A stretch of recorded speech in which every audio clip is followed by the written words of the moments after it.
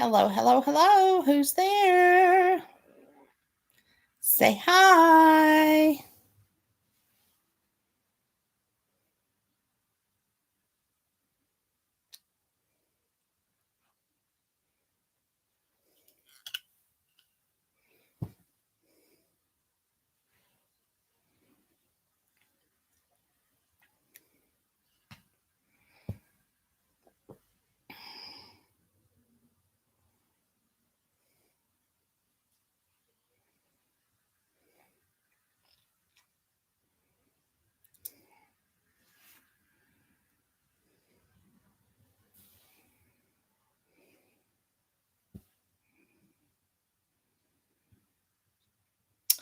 Hello.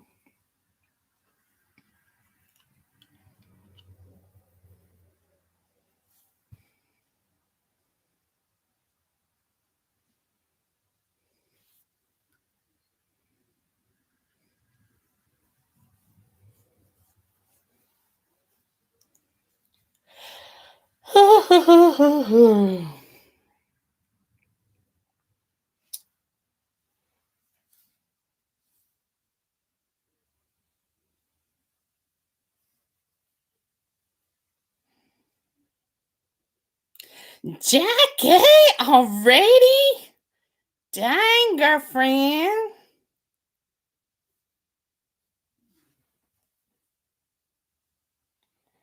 Oh, fun. Fun, just in time. I was wondering why I didn't have to remind you. Oh, Lord, it's Neener. It's Neener Beaner.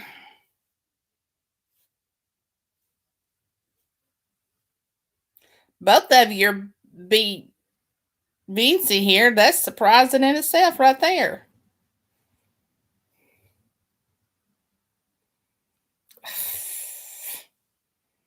Well, good going. Hey, Lisa. Lisa is our author tonight, ladies. Now you know her secret name. I don't know. You were talking to her. She still has 1 minute.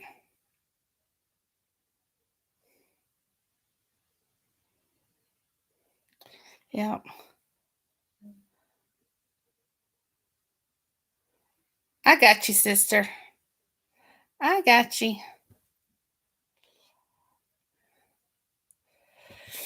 Mm-mm-mm-mm.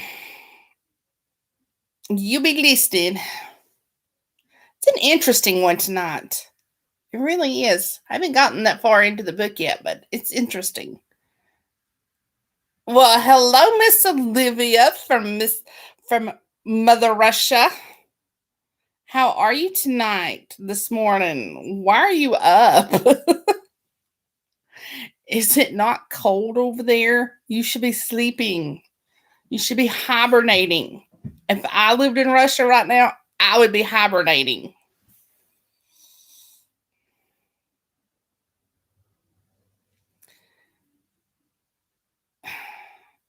Well, hey, Vincy, you're late. Well, you're on time. Everybody else just beat you tonight. Like Olivia's here and Nina's here and Jackie's here and Lisa, who's the author, is here. And it's just crazy. Everybody's here tonight. Where's Shirley? We're missing Shirley.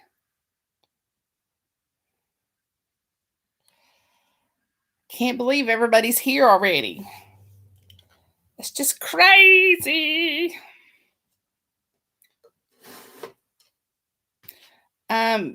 Girls, just so you know how much I love you, I'm skipping the prologue and most of the first chapter just so I can get to the male voices just for you guys. Because that's how much I love you. And I know how much you guys love the male voices. So happy Valentine's Day early. Lisa, don't be shy. Jump in. Just start yakking. Jackie, be safe. because I know there's like crap on the road up there, so be safe.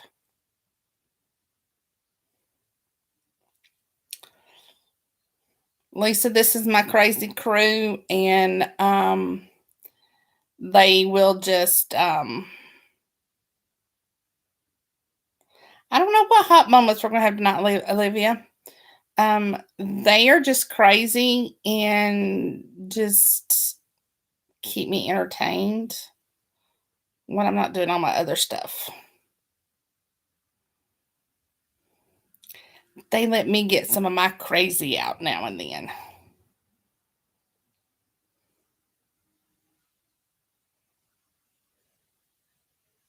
That right, girls. Oh, I got Barney in here, y'all. Anybody else bring theirs in case we need them? And yep, he still works. No fresh batteries here yet. Frankie is down there snuggling Elvis. I don't think I've introduced you guys to Elvis. Come here, Frankie. Oh, Frankie. There's Frankie.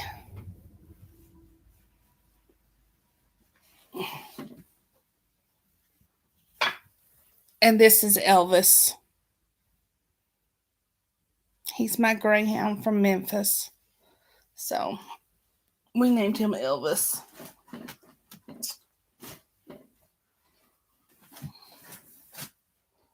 Oh, but Frankie stays down there with him now. He has company with him.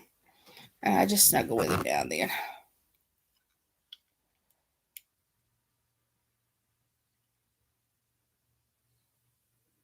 Ooh, you go there. Well, now Clarissa's on here. You swapped up on me, sister.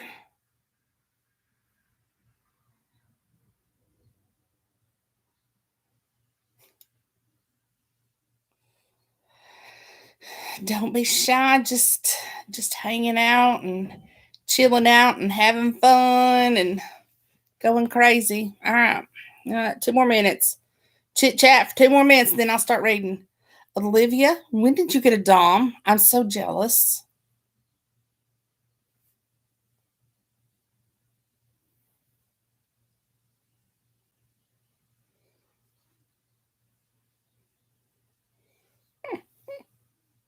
Yeah, Clairissa doesn't spell her Clairissa like I'm used to it. And every time I spell it, I end up getting the spell check goes crazy. Oh. Yeah, I'm not going on there. Last time I went on something like that, I got in trouble. So, yeah, staying off them sides right now.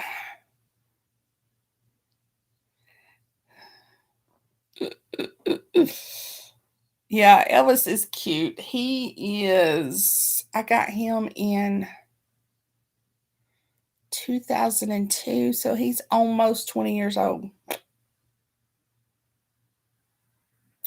Yes, Clairissa, you did buy an extra vowel. Vanna would be so proud of you.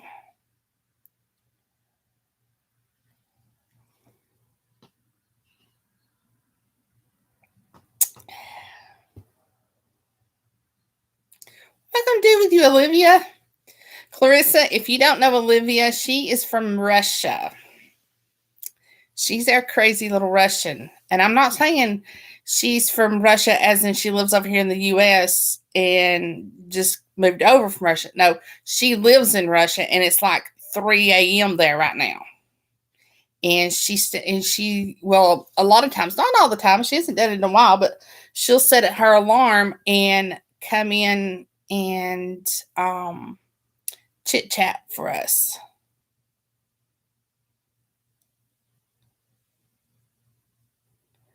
Ooh wee. So yeah, Olivia and Nina were cut from the same cloth, and Ori is Nina. Just in case you didn't figure that one out, Ori is Nina. Ori just happens to be her real name, and or her pen name. I don't even know what she is anymore. It's probably her pimp name. I think Ori's her pimp name. But anyway, yeah.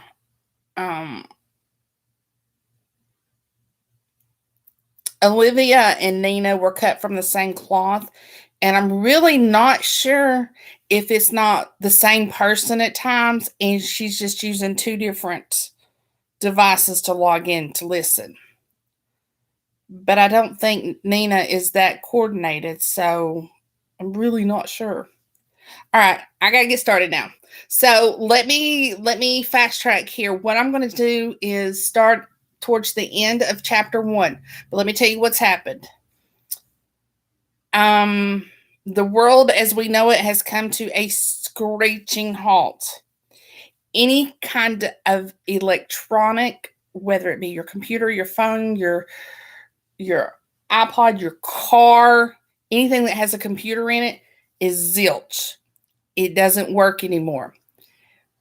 Imagine if anything that is online that can be uploaded, a virus, Trojan horse, or anything of that matter, anything that can be corrupted through electronic purposes is gone, which means there is no power anymore at this time because the power grids run off computers. So anything that runs off a computer is zilch. The only thing that still works are the old time vehicles, like, what is it, from like 2000 and below, anything under 2000 or something like that, whatever it is, they still work. So that's what the end of the world is going to look like in this book.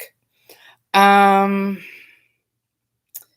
first chapter takes place in the mountains of Virginia, and Tannersville, I think is what it's called, right?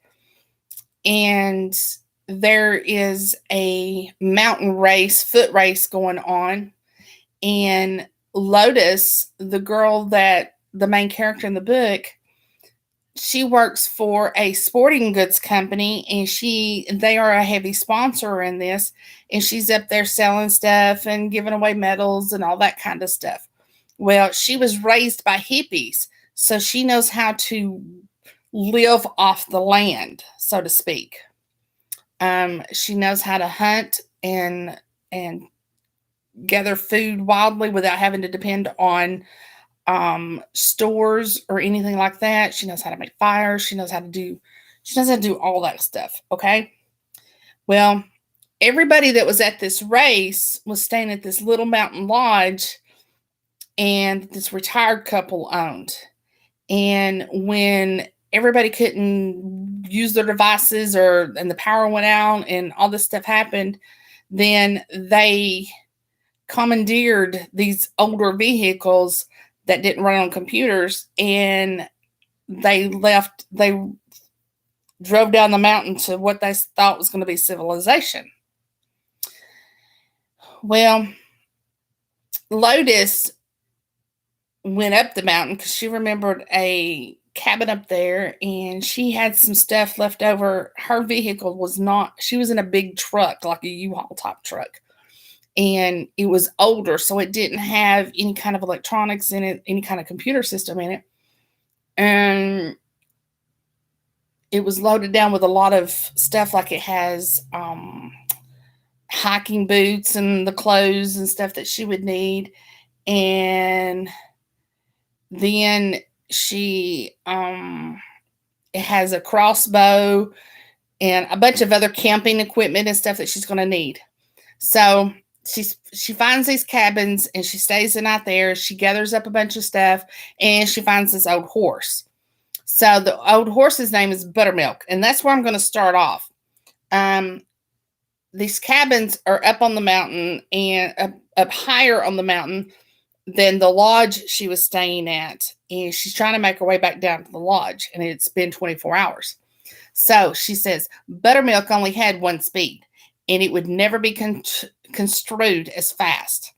I was thankful we were going downhill and not uphill. She and I slowly made our way back toward the hotel, arriving in the late afternoon. The mountain view was silent and dark in the fading sunlight.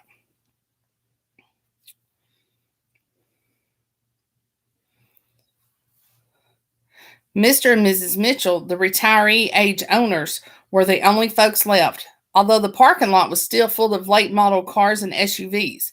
Pete met me at the door with a double barrel shotgun in my face, but lowered it when he recognized me. "Oh, hell, girl, we thought you ran with the rest of them." He hustled me into the lobby and scanned the tree line through the scope of the big gun. I helped him push an upstanding sofa back in front of the door. Pete seems overly anxious by my return. Shirley sat on the couch, wrapped in a blanket. She had clearly been crying. She was still sniffling into a crumpled tissue, and her eyes were red and bloodshot. The big oriental rug that had dominated the room was gone. "Tell me what happened." They looked at each other, both unsure of what to say. "Tell me what happened. We'll fix it." Shirley started to cry again. You can't fix this, Lotus." "He was grabbing at the gun, panicking. I wasn't giving it up, and we fought for it. I don't even know if it was him or me that pulled the trigger, but either way, I'm a killer now," Pete laminated. "Listen to me, both of you. This is not a game. Something horrible is going on out there in the world. You did what you had to do to protect Shirley and your home. The fact is that you'll probably have to do it again." It turns out that Pete had shot their last remaining guest in the face when he tried to take the shotgun away from him. He was one of the runners and a cocky young guy with a bad attitude. Pete had rolled the body up in the living room rug and loaded it into the back of their pickup truck. His plan was to drive down to the sheriff's office to turn himself in as a murderer, but they never made it, thankfully. "It was the damnedest thing, Lotus. The whole town has lost their minds. People I've known for years were throwing rocks through the storefront windows and looting businesses. The hardware was almost empty, and the feed store was on fire. There were already a few bodies lying in the middle of Main Street. Some were dead and some were injured. The sheriff declared that the town is under curfew at sundown. He advised that anyone who was caught outside after dark would be arrested, and looters would be shot on sight." Pete fought the tears threatening to fall from his eyes. Shirley sniffed. "It's crazy down there. People have lost their minds. I made him come home." I hugged the older lady and let her cry on my shoulder. "You did the right thing. People are panicking. Panic makes people do things that they normally wouldn't do. We're all safer right here." The deceased was still in the bed of the truck, wrapped up in a black tarp and Shirley's area rug. Having been in the hot sun for more than 10 hours, the body was starting to stink and was surrounded by a swarm of buzzing flies. What little bit of food that was left in my stomach threatened to reappear, and I fought to keep it down. Together, Pete and I wrapped bandanas slathered with Vicks Vapor Rub to camouflage the putrid odor of human decomposition. We dumped the body a few miles downstream on the edge of a field and away from water supplies to prevent contamination. We didn't want to leave Shirley alone at the lodge for long, so digging a proper grave wasn't an option. Instead, we just topped him off with some big stones and walked away. All right, so now we're going to go to chapter 2. Because like I said, I wanted to bring the guys' voices in, but I wanted to give you a little bit of Lotus too. Bronson Rubio. I spent my lunch hour at Terwilliger's by the park, as usual. Their special black and salmon panini with house pickles and sweet potato fries was my typical lunch. I washed it down with a craft beer or a martini, depending on how bad my day was going. It was a working lunch, as always. I never went anywhere without my laptop and my phone. I was super type A and off the charts competitive. It made me a great stock trader and a lousy human being. Today was definitely a dirty martini kind of day. 2 of them, as a matter of fact. I had made a series of bad trades and lost about $75,000 in a matter of seconds. I even ignored the blonde with the overinflated tits and pillowy lips at the table next to me. She was staring at me through fake eyelashes and unnaturally blue contact lenses and ran her tongue over her collagen enhanced bottom lip every time she looked my way. Despite her best efforts, no fucks were given. I didn't really have any left at that exact moment in time. I'm in deep shit with my boss and with my client. Also, I've developed a deep-seated hatred towards svelte New York City bitches with their cotton candy flavored vape pops and their surly expressions.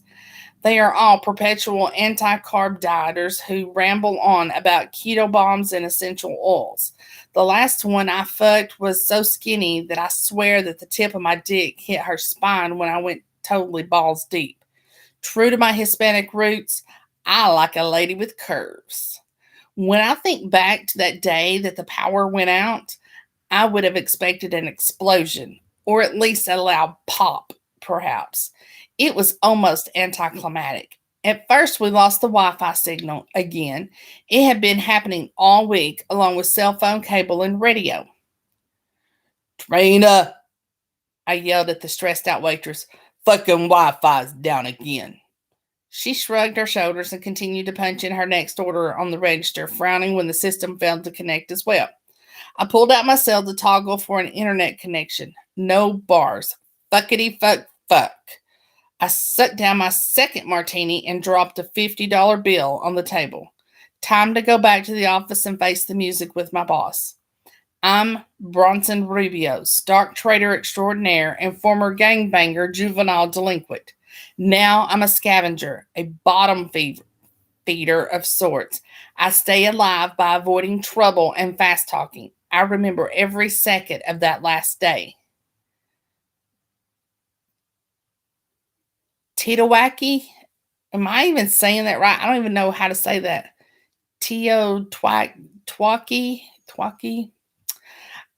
The end of the world as we know it is what it says. That's what it means. Teotwaki is the end of the world as we know it. So I don't even know how to say it. Okay. I set up in the general direction of my office. I didn't get very far when I heard the first of many crashes as a cab hit a bus head on. The traffic lights were out everywhere I looked. I kept walking. More crashes. New Yorkers aren't patient people. A few idiots tried to circumvent the blockage by driving over the curb and onto the sidewalk. Metal and glass everywhere. More yelling and more sirens. My fellow New Yorkers never passed up an opportunity to yell and exercise their right to free speech with cuss words and various angry hand gestures, but there was more anger than usual. There are certain things you just get used to seeing in the city.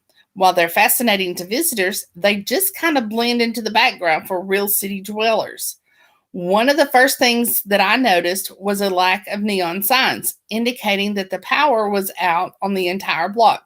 Hot coffee, pizza, pawn shop, computer repair, jewelry, deli, keys made here, live music. Every storefront on the street has at least one, and all of them are dark. New York City loses its fucking mind when the power goes out. No wonder everyone is freaking out. I can feel it in my bones that shit is going to get ugly really fast. I watched a young white high school aged kid in khaki pants and a sweater vest get into the spirit of things and toss a newspaper box through the window of a pawn shop. Over the jagged edge of the broken glass, he grabbed a handful of iPhones from the display and ran like hell, disappearing on the crowded midday street. That one single act of defiance released a floodgate of chaos in the streets of Manhattan. When no alarms blasted and no sirens came to the rescue, it became a free-for-all in front of my eyes. A young Asian woman followed his lead. She slid off her Manolo. I don't even know this stuff, y'all. I'm a poor girl. I shop at Walmart. Manolo Blahnik pumps and carefully stashed them in her Michael Kors hobo bag before bashing an abandoned red tricycle against the window of the jewelry store and taking off with a handful of sparkling diamonds. Again, no screeching alarms announced her crime, although the proprietor, uh, Asiatic Jew, chased her down the street with a big black handgun, screaming in Yiddish, his traditional curls bouncing with every step. I knew I had to get off the street or get into a neighborhood that still had electricity. I picked up the pace. Other businesses were being looted now. I turned the corner in time to see two teenagers running down the street with an armload of Coach handbags. I didn't appear that It didn't appear that anyone was even chasing them down. They could have just casually strolled away with them. Shop owners and employees quickly dropped their security gates and grills and locked their doors in an attempt to maintain their inventory. I really kicked it into high gear running towards the Stewart building and dodging into the lobby. It was eerily quiet. The elevators were out. Duh, of course they are. I tried to use my pass card to open the stairwell, and that was dead. There were over 800 people in the 40 floors of that building. It was a high security facility, which is a popular selling point for the NYC offices in a post 9/11 world. Everything was accessed by key card and the doors locked down during power failures. That meant everyone upstairs was trapped until the lights came back on. Fuck. I'm out of here. This day just keeps getting worse. The security desk was unmanned and the security monitors dark. I reached behind the counter and grabbed the half dozen bottles of water from the mini fridge. I also snared someone's bagged lunch, a candy bar, and a banana, stuffed them into my laptop bag. At that moment, I made a momentous decision to dump my computer in favor of more essential items. I stashed it underneath the security desk at the bottom of an unused file drawer where it would be safe until I came back for it and rooted through the lost and found box. In the pile of single unclaimed gloves, paperback books, and umbrellas, I came up with a stocking cap, a scarf, a Zippo lighter, and a set of keys with a can of pepper spray on the keychain. Home is not an option for me right now. I live on the 28th floor of my building, which is entirely secured and electric. I can't even get out to the Bronx without a bus or a subway. Those are both out of commission around here. It will take me 4 hours to walk home through the war zone in the streets. The park is my best choice right now. I'll just hunker down and wait it out.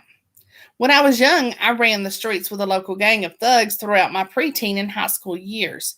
We were way too poor to live in Manhattan, but smart enough to know where the big money visitors could be found. Every day, like thousands of other commuters, we take a train to Grand Central and go to work. By work, I mean picking pockets and wallets from Midwesterners who are too enamored with the Manhattan skyline to pay much attention to the dangers of the big city. I was also exceptional at hustling foreign tourists with a portable game of three-card Monte.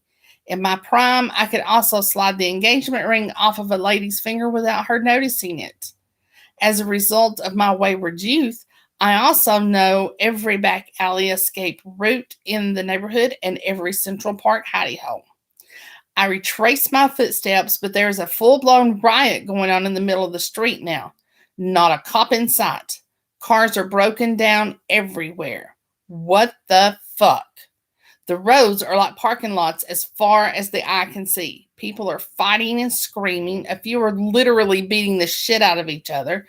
I slip through the alley to avoid the street war taking place in front of my eyes. The back door of a deli is wide open. I stick my head in and see the employees at the front of the store watching the affray in disbelief from behind the locked metal gates. They've armed themselves with chair legs and knives and are lying in wait for a full frontal attack. I pray for forgiveness and slip in silently. I took 4 big knives from the block and added them to my bag. I quickly added a few cans of tuna, a jar of olives, a handful of giant chocolate chip cookies, and a package of rolls from the prep table and dodged back out into the alley. I don't know what I'll find in the park, but I needed to be ready to defend myself. I don't stand a chance without an arsenal. I picked my way through the streets, ducking behind cars and into unlocked vestibules with other panicked New Yorkers. Finally, all I needed to do was cross the street. On a good day in the city, it was like fucking Frogger getting across, but today was a million times worse.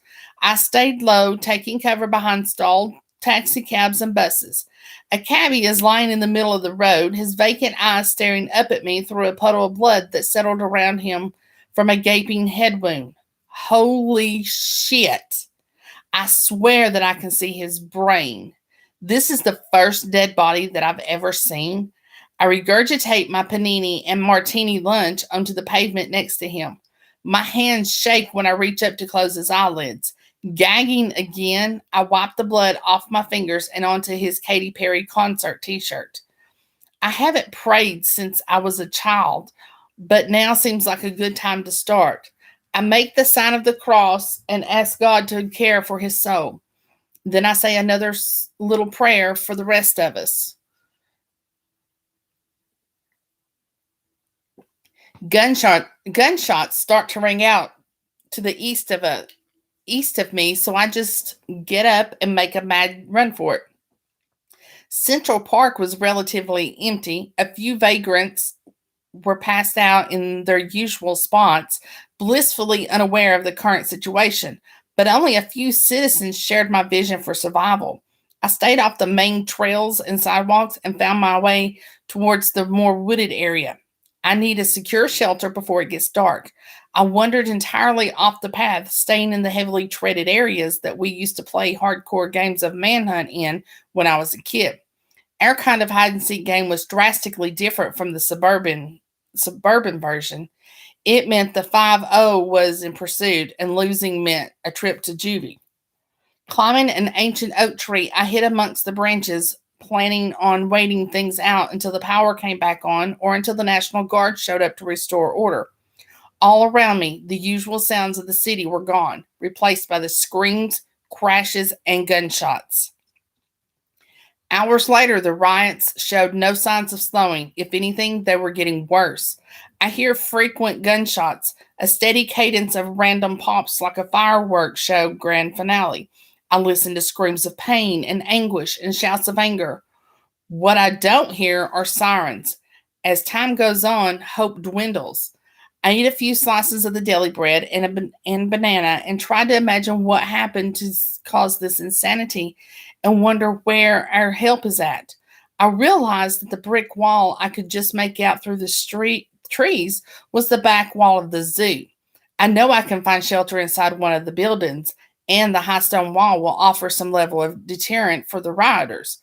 Climbing down, I make my way, careful to dodge the few people that I see between my perch and the entrance. The iron gates to the zoo were closed and appeared solidly locked with heavy chains and padlocks. I shimmy up another tree and brazenly jumped for the stone wall, skinning my knees and hands in the process, but making it safely to the precariously high perch. Looking in, I was next to the petting zoo. Breathing a sigh of relief that I wasn't near the lion cage, I jumped down, barely startling the 20 or so docile goats and lambs. I found the nearest building and busted the window out with a gumball machine. The sun was starting to set, but there was still enough light through the windows to look around. The snack bar had been abandoned quickly when the power went out. There was even a pot of cold coffee on the counter and a few petrified hot dogs left in the roller grill. I helped myself to what was left. Stopping in the men's room, I pissed and took a good shit. While I was sitting there, I wondered about water and sewer and if they require power to function. This city is going to stink really bad, really fast, if so. As a precautionary measure, I fill up a row of 20 or so large styrofoam cups from the snack bar to aid in future flushing. On the other side of the lobby, sat the zoo gift shop. I wandered through, picking up a few dark-colored t-shirts. I also swapped out my black laptop bag for a more significant blue camouflage backpack with the padded double straps that an employee left behind the counter. I refilled it with my gear and stolen food and added some assorted candy bars, cheese crackers, and lollipops. Off to the side was a steel door that warned employees only. I pushed on the bar, but it was electronically locked and stayed closed. Is someone there? A female voice called out. Please help me out of here. My chivalrous side came through. Oh, my chivalrous side came through against my better judgment. Hello? Is anyone out there? Hello? Hello? I yelled back through the heavy metal door. My name is Bronson. I'm going to try to find something to pry the door open tight. My name is Ziomara. I work here. I'm trapped. There was nothing in the gift shop strong enough to break the security door. In the back of the snack bar, I found a small janitor's closet. I searched around and found a hammer and a cheap flathead screwdriver. I tried to pound the screwdriver into the cylinder where the cylinder met the cement wall, but the high security door locked didn't budge. A few more futile taps, and the yellow plastic handle of the screwdriver disintegrated and fell to the floor in chunks. Well, that didn't work. So well, Ziramara. Am I saying that wrong? I don't even know. Do you know where the maintenance people keep their tools? Ziramar directed me outside into the east behind the monkey exhibit. I grabbed a few cheap plastic flashlights with line heads, and off I went into the twilight. I wasn't thrilled about going back, but I couldn't leave her alone in there. I ain't real keen on going through a zoo at night with no power. I hightailed my ass across the compound, following the noise of clearly agitated monkeys. Score! There was a park maintenance cart abandoned just outside the door. Using a rusted shit shovel from the cart, I was able to bust open the flimsy door to the tool shed. I grabbed a crowbar, a few heavy-duty screwdrivers, and a heavier hammer. I was planning on heading back to Zamora, but the screams from the primate house made me curious. It was pretty chaotic. Species from all over the world were pacing in their cages, jumping from tree to tree and screaming in frustration and hunger. I wondered just how much they understood about what was happening out in the streets. I'm sure they were intuitive enough to know something was really, really wrong. When I shined my light on the end cage, there was a little creature staring at me through humanoid eyes. He had a creamy, fluffy head and dark brown arms, and a torso was no bigger than a small dog. Capuchin monkey, the sign read. I had an oh fuck it moment and pried open the lock with my crowbar. Opening the door, I waited for him to try to eat my face. He seemed calm enough and maybe even curious about me. I held out my arms and he jumped into them. I always wanted a monkey. I'm going to call you Kong. Come on, little fella. We have to go and save a damsel in distress. Riding on my back, he seemed quite content with his little hands fisting my hair. Ignoring the shrieks and screams of his peers, we made our way through the now dark compound back to the main building. In the distance, I could still hear the occasional gunshot. Was the cityscape glowing orange? When the wind shifted, there was the strong, acrid smell of smoke on the wind. Flames were pouring out of several buildings in the immediate area. I can't begin to fathom what horrors are happening right now. Ziramar heard me coming. Bronson, is that you? Please get me out of here. Yep, stand back. The crowbar succeeded where the screwdriver had failed, and the door popped open. I expected a hug and maybe a thank you, but instead she dodged past me and into the ladies' room. My monkey and I patiently waited for her to complete her business. Why is Kiki out of her enclosure? You're welcome. She held her hands out, and Kong abandoned me for the hot Hispanic cougar in the khaki safari ensemble. Thank you. Now, tell me what the fuck is going on out there. Everything crashed. No phones, internet, no electricity, no traffic lights, and no cars. It's making the Watts riots look like a fucking tea party. She looked at me with one raised eyebrow and a cold stare that said I was full of shit. For some reason, I felt the need to convince her. Buildings are burning, looting stores, and beating the shit out of each other in the streets. I pulled her toward the window. In the distance, we could see the orange glow of flames and smell the stench of burning plastic in the air. Oh my God, what about the animals? Ziramara was nothing like anyone I had ever known. The world is ending Armageddon, and the shit was finally hitting the fan. The greatest city in the world was in full riot mode, and she was worried about zoo critters? Oh, yes, for sure. But the one I stole, Clairissa, would be the one that took my face off. Seriously? She stood in front of me with her hands on her hip, her ample hips. Sweat leaked through the front of her cotton shirt and dampened it enough for me to see she was wearing a black bra underneath the white tank. She was clearly disgusted at my lack of concern for God's creatures. Bronson, these are caged animals. They have to eat. They need fresh water. The zoo has over 500 creatures from around the world. They eat hundreds of pounds of meat and hay every single day. How are we going to take care of them? You should have been more concerned with the nearly 300,000 two-legged animals out there. It won't take long for them to get hungry and come looking for something to barbecue.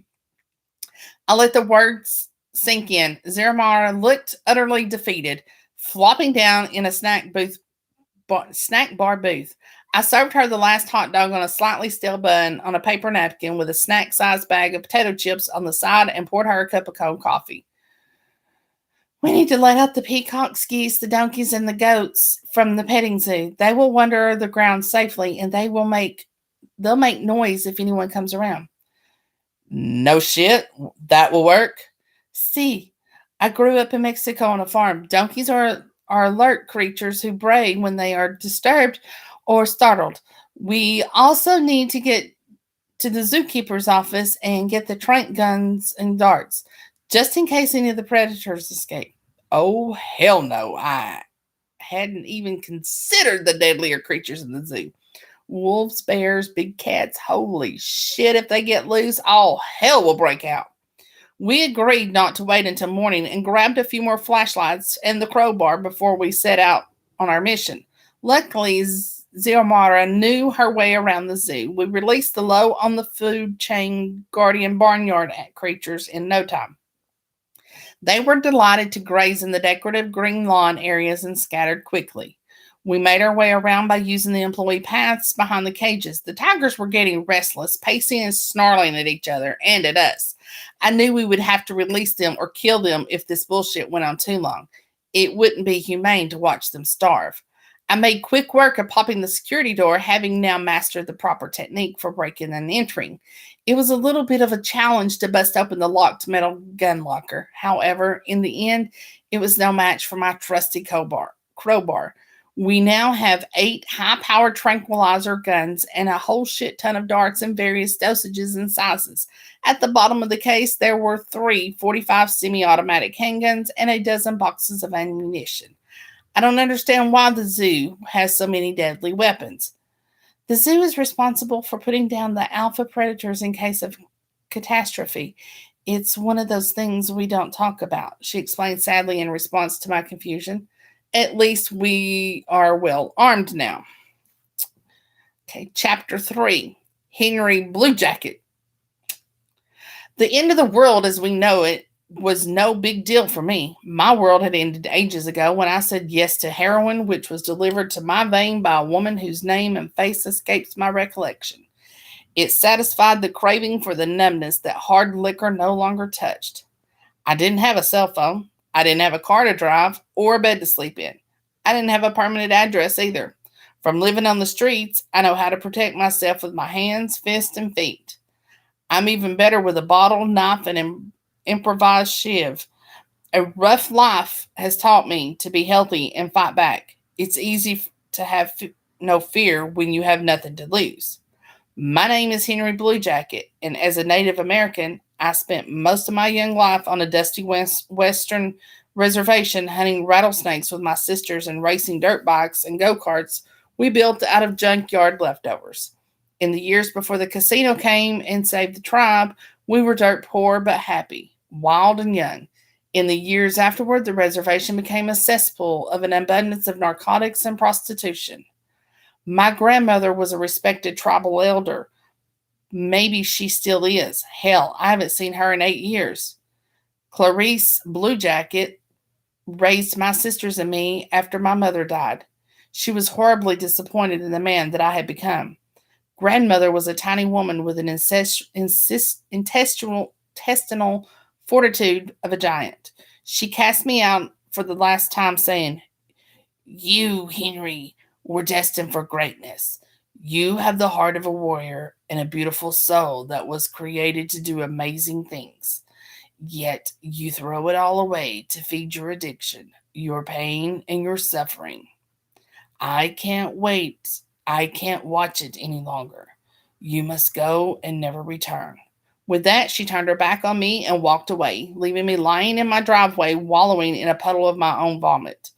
Along with her, everyone I ever knew or loved followed. For me, the end of the world meant that easy access to heroin disappeared when there was no way to transport it from the distributor to the dealers and then the users. The supply chain crumbled. Monitored withdrawal in a controlled environment and aided by medications is pure hell. I know. I've done it twice in court ordered facilities. Withdrawal is an abandoned Texaco station in a 90-degree heat with nothing but a bottle of water and a dirt blanket is whatever is worse than hell. There's really no words for it. I don't even know precisely when the lights went out, to be completely honest. The crack house I was squatting in with a dozen other drug zombies had no electricity or water anyway. At night, we burned candles and lanterns to help find the veins, and we are all still shitting in a toilet that hadn't seen water in the tank since Obama was president. I could have been just days or long weeks before. It could have been just days or long weeks before our suppliers ran out of product. The pain began just about 6 hours after the last time I pumped a needle or black tar poison into my vein. My buzz wore off and my craving built quickly, just like I knew it would. I was waiting for it. I had exhausted every avenue in search of a fix to take the edge off, but the bottle of cough medicine I found in an abandoned house barely touched it, even when I washed it down with a can of lukewarm malt liquor. My stomach cramped and twisted, and as the minutes ticked away into hours, the pain spread and intensified. It didn't take long for the ache to take over every inch of every bone in my 6 foot 4 inch frame. I found a dark and quiet place in a boarded up gas station and crumbled to the filthy floor. Seizure after seizure racked my body. I thrashed around on the floor, uncontrollably slamming into walls and scraping my long limbs on broken glass, bottles, cinder block walls, and cement that left my body bruised and scabbed. I prayed for the relief of death. My mind went black for what would have been minutes or hours or days. I don't have any way of knowing, and it doesn't matter anyway. My body ached with the need for another hit, and my stomach knotted in pain that felt like a hot knife in the gut. Somehow, I found my path again, lying there on that dirty floor with rats scurrying across my sweating and stinking body. The blackouts became my vision quest, and when I finally awoke, days later, in a puddle of my own shit, piss, and puke, this time I had the good sense and dignity to be ashamed for my actions. This time, my purpose was revealed to me. In a real vision quest, a boy would leave his youth behind to follow his destiny and join with the warriors. In my dream, I left the pathetic tribe of the addicted to walk among the living once again. My spiritual animal was revealed to me to be the wolf. He was a huge beast with ebony hair like my own. A stunning she-wolf with an auburn coat and stormy eyes led away from darkness into the light. The pack followed her because she was the one that was born to guide us through the darkness of the new world. When I walked out of that dank gas station into the fresh air and bright afternoon sun, I left everything behind me. I was only interested in what was in front of me.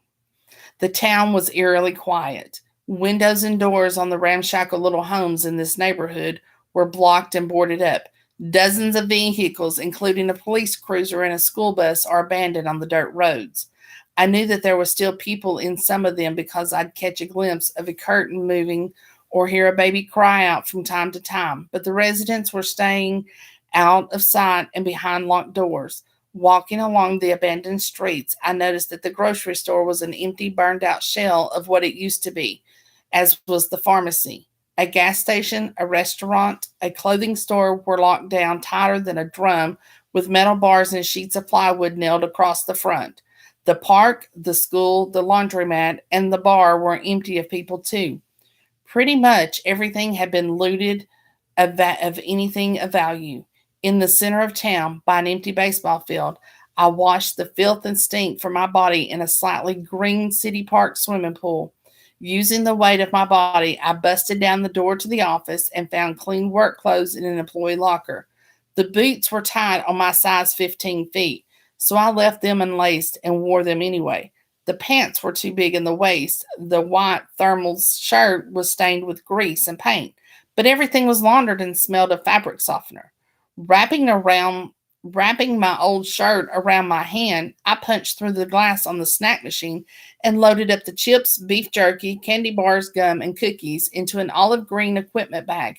I'm famished for the first time in what seems like a lifetime. I ate 3 bags of chips and a beef stick. The dorm size refrigerator under the desk stinks of rotten and molding food, but I take my chance and open it anyway.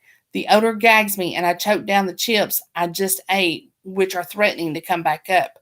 There are 4 bottles of water and 2 cans of Diet Coke, which I add to my bag, leaving behind the wet and moldy paper lunch bag. I add in a long screwdriver, a pair of long metal scissors, and a jar of wrapped hard candies.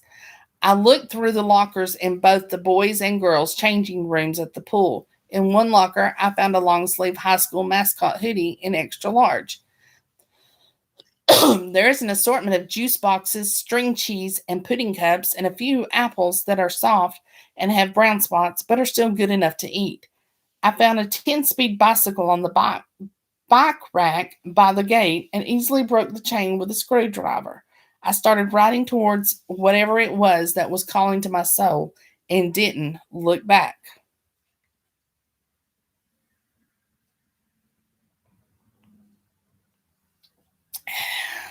Pretty good so far, huh?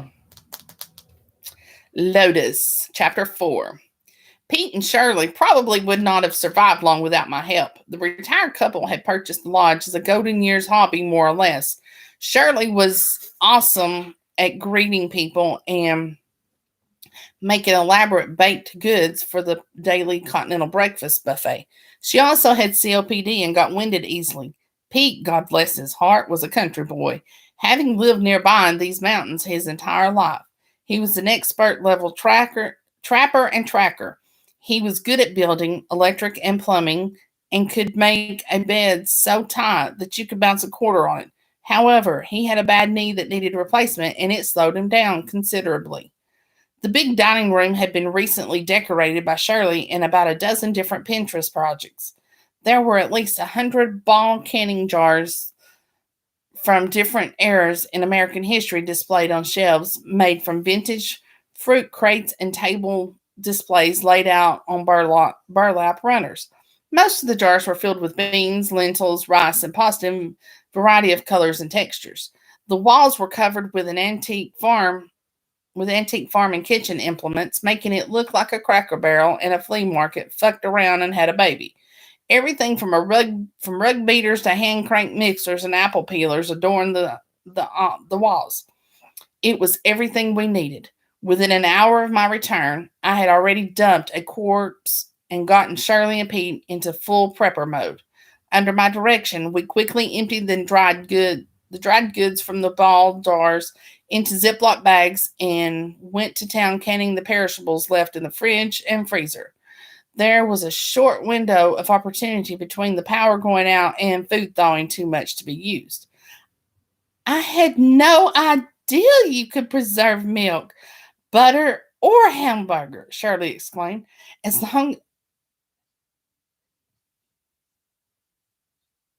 long as you sterilize properly and seal the lids right, you can preserve almost anything. We were using the propane barbecue grill and 2 small fire pits that we had hastily put together for this project. Next up, chicken stew made with every bit of leftovers in the fridge and the last of the fresh vegetables, and then the 20-pound box of bacon. Don't throw the grease away. Save it in that coffee can. I was barking out orders and jotting down a list of things to do as I thought of them.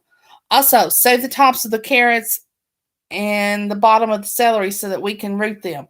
We'll also use some of the fresh yams and potatoes to start a crop. We're going to need a garden.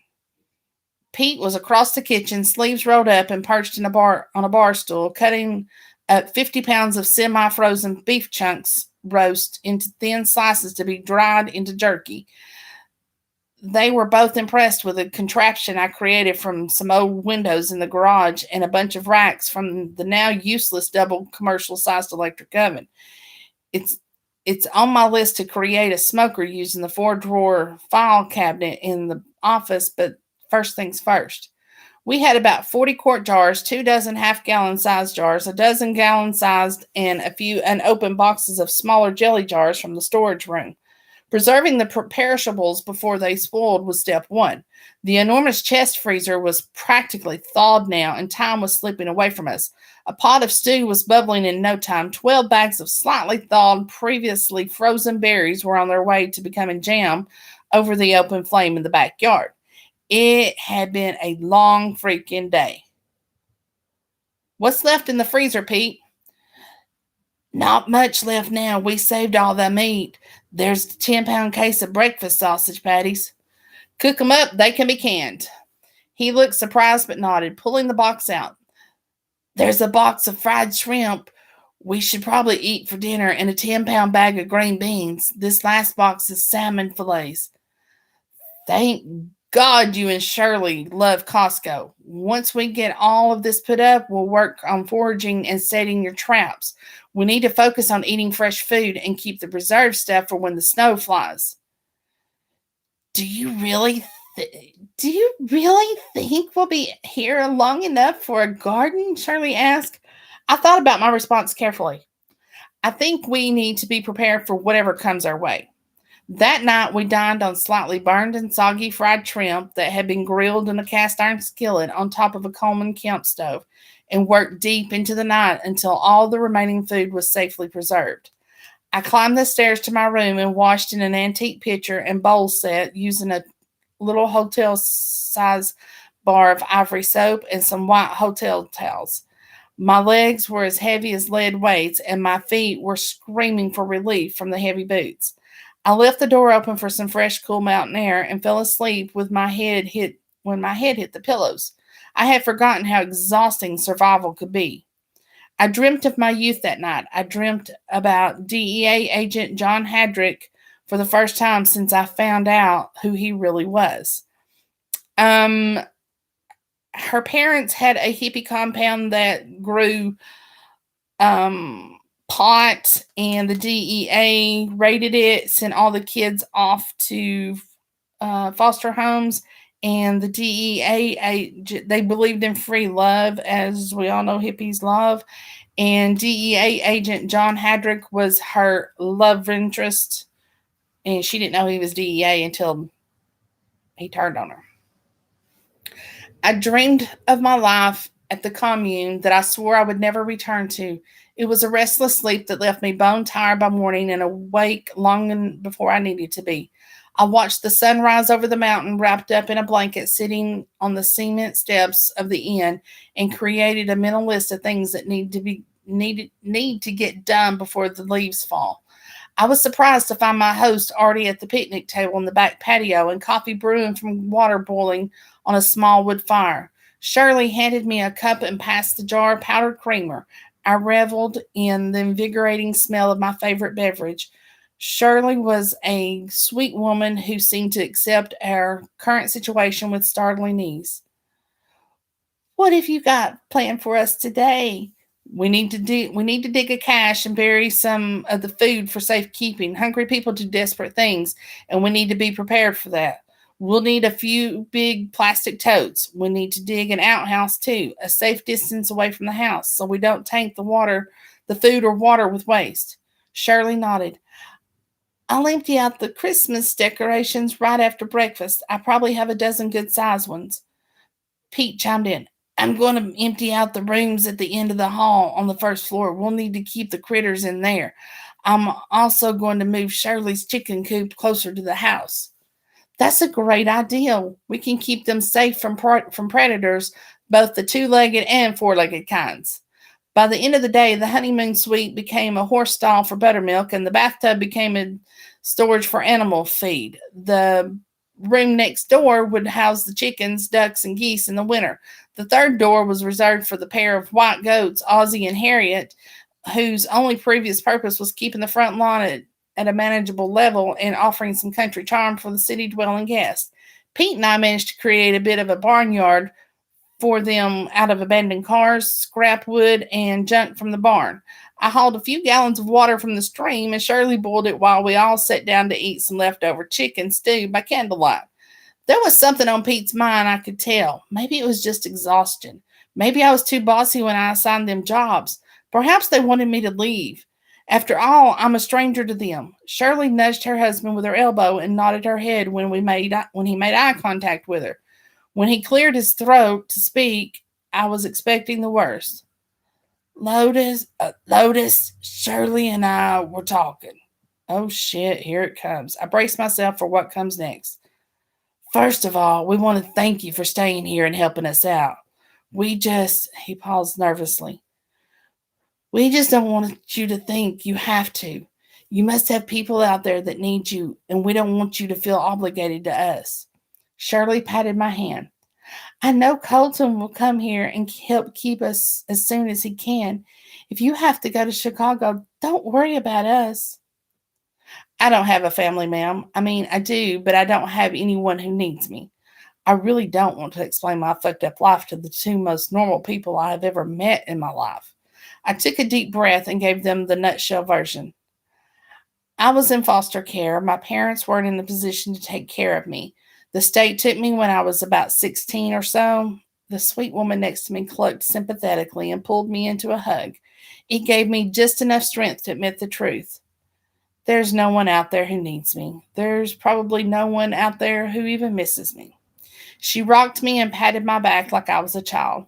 Sweet girl, we need you. I can't tell you what a relief it is that you aren't leaving. Pete squeezed my shoulder. Come with me. I'm going to show you something important. I followed the two of them into the great room. Pete talked while we walked through the lodge. I grew up about 25 miles from here. The lodge was built by my uncle back in the 70s when he came back from Vietnam. We inherited it from when he passed a few years ago. You should have seen it when we moved in. He let the place go completely to pot.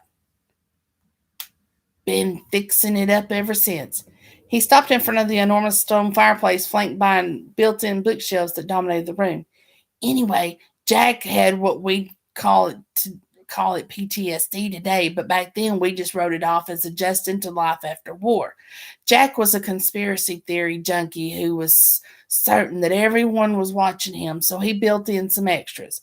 He moved a hidden lever underneath the stained wooden mantel. The bookshelf to the right moved almost imperceptibly. Pete handed me a flashlight and grabbed the middle shelf and pulled it towards him. The ceiling height drawer slides smoothly open, revealing a hidden closet. Holy shit! There really weren't other words to describe the neatly mounted cache of weapons that were mounted on the walls. Dozens of wooden crates of ammo were piled up on the ground. Holy shit indeed. Jack was more than just a half bubble off plum. The man was batshit crazy. He scratched his head, kind of like Nina. Or at least I always thought so, but maybe he was just before his time. I nodded, taking in the collection. Pete took a small black handgun off the wall and slid a clip. Checking the safety, he handed it to me, barrel down. You can't be too safe, Lo. I nodded again. I don't have words. He's right. Guns have never been my thing, but I do feel 100% safer with it right now.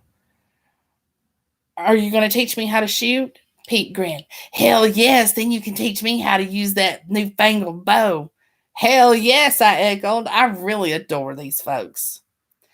Alrighty, I'm going to leave off there. It wasn't too much longer, and the chapter's over, and then it goes back to Bronson. So, Yeah, you're batshit crazy, Nina, so don't even go there. So, you guys like it? I told you it was going to be pretty good. So, Nina, didn't I see where you'd already posted? It was Lotus Empowered by Clairissa SinClair. It's on Amazon for $2.99 and it's free on KU. So, go get it. Now then, I know I'm a big tease. You love me. You love me. Clairissa, thank you so much for letting me read it. I really appreciate it. And ladies, for all of you that are west and north of me, try to stay warm. God, this is going to be a rough weekend, y'all.